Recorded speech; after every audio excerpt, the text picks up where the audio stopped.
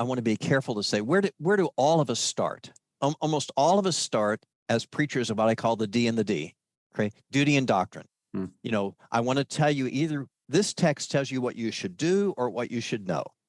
Here's how you should perform, or here's better doctrine for you. Now, I'm never going to say that the text is not relating what you should do, or the text is not relating what you should know. Both are absolutely necessary.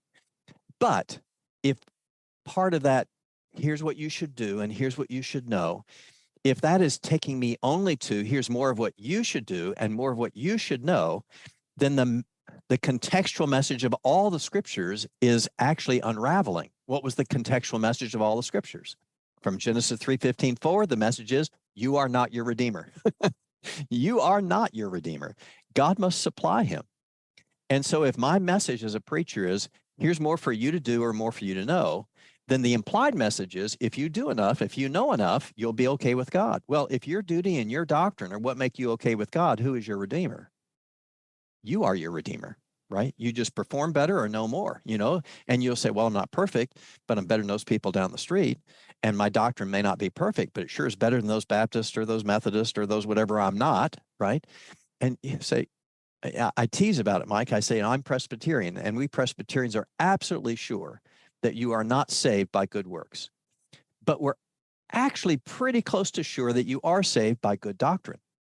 And I have to say, actually, you're not. You're saved by Jesus Christ and him alone. And what that means is, yes, we work on duty and doctrine. But if Christ is absent, then ultimately people depend upon themselves. And that is to their great harm. Yeah. So Christ-centered preaching is, as you know, not trying to make Jesus magically appear in every verse. It is saying every verse is showing you your destitution and God's provision.